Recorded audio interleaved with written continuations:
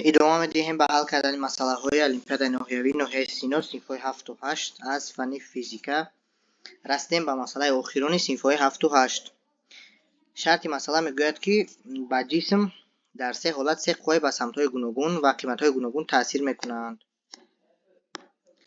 قدم اول، قدم دوم، قدم سوم مسئله. شرط یکم میگوید که قوه نتیجوی را هنگامی در یک تیر به یک سمت تاثیر نمودن قوه‌ها معاین کنید.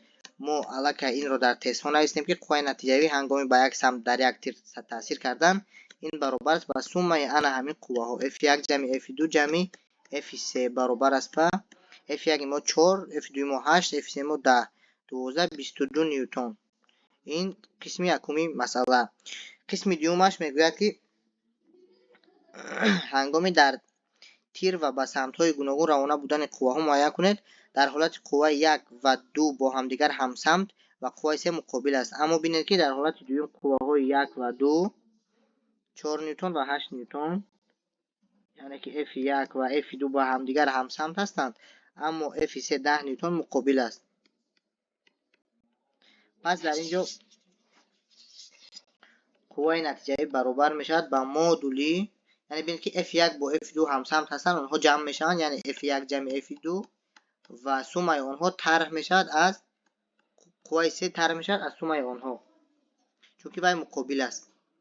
و در اینجا میتوانیم مودول بگیریم چون که قوه نتیجوی را مودولش رو ما یافته استودیم و این برابر میشود به F1 جمع F2 میشود 12 طرح 10 2 نیوتن، یعنی که اگر که 4 و 8 12 طرح 10 2 نیوتن. بله. شرط سومی مثلا میگوید که اگر به جسم قوه F1 به سمت تیر OX قوه F2 مقابل تیر OX تاثیر رساند، در این حالت قوه نتیجه را معاین کنید.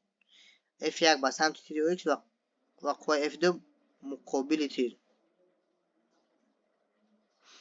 یعنی ببینید که در اینجا تنها گفته است که F1 به سمت OX F2 مقابل است. درباره F3 اگرم چیز نگفته است. پس در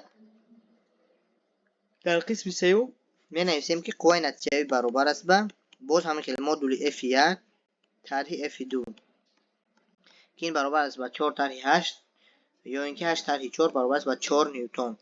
این قسمتی سومی مسئله ششم.